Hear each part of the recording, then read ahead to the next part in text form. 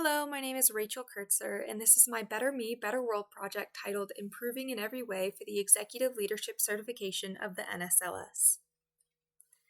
For my project, my goals were to strengthen my endurance by exercising at least 3 times a week and working my way up to drinking at least 64 fluid ounces of water a day, to continue my education in pursuit of my master's degree in forensic science by completing the courses I signed up for, studying during my time off, and preparing for my upcoming thesis, to take at least 2 hours a week to work on art projects and reignite my passions for creativity and art, to research and write an essay on the ethics within forensic science, and to write and teach 5 emotional self-reliance lessons as part of my calling in church, while also acting on other service opportunities as they arise. Now, throughout my project, I was able to reach several milestones. First of all, my endurance improved significantly, especially from the weeks where I was able to go to my speed skating practice. And as a result, when I participated in a local speed skating race, I was able to get first place. I also successfully worked my way up to drinking 4 bottles or 64 fluid ounces of water a day, and I felt great physically as a result. I had more energy, and things just felt clearer in my head. I also completed my forensic toxicology class and started planning my thesis by researching potential topics.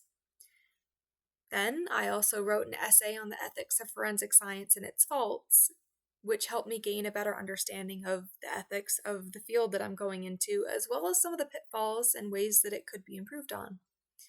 And I was able to learn and teach about emotional self-reliance through each of the 5 lessons that I wrote.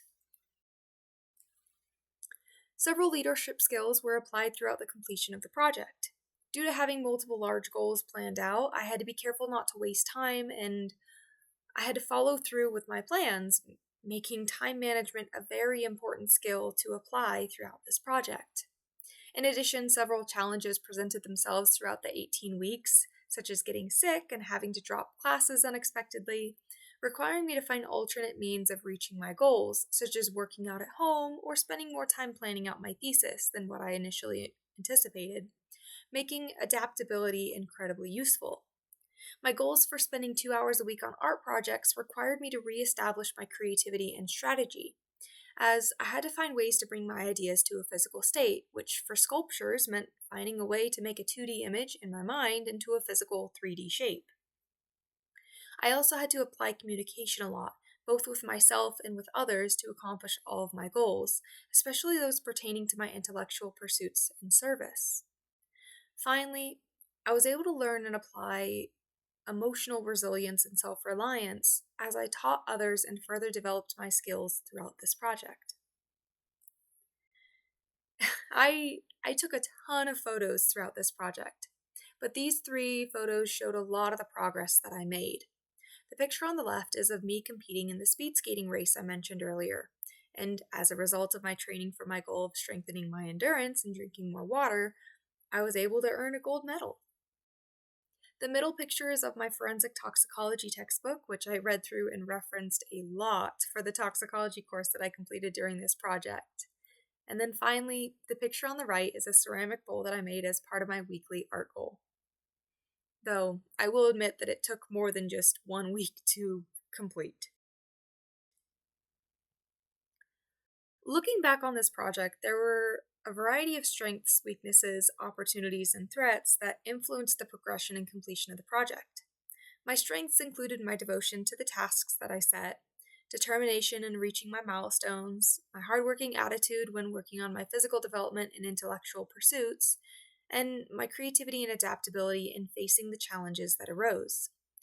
However, my weaknesses included expecting too much of myself, getting easily overwhelmed, struggling in balancing work, school, and life events, and having an irregular schedule. Several opportunities allowed me to succeed at my goals, such as being able to take classes through my graduate program, having access to speed skating practices multiple days a week and races, having at-home workout equipment and art supplies for when I could not go out, and my personal relationships, which allowed this project to be more socially involved. The main threats I faced were me taking on more than I could handle at times, facing illness and health concerns, which actually happened right in the middle of the project, where I fell really ill and was struggling to meet my goals of exercising and drinking enough water because I just wanted to sleep all the time. And then having to drop some planned classes due to a schedule mix up, and then other unexpected plans that just came out of nowhere.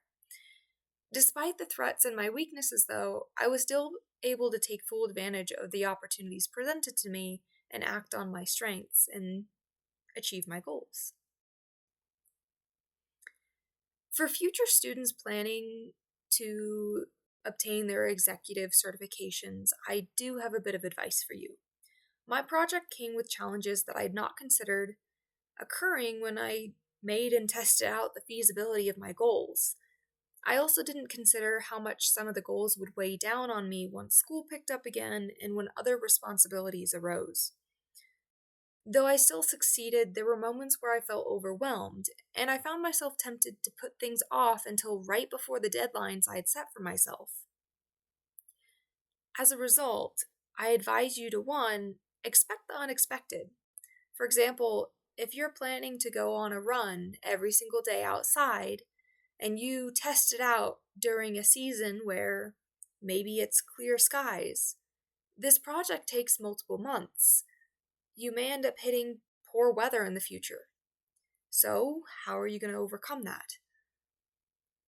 Then, take your time with achieving your goals, but don't let that turn into procrastination.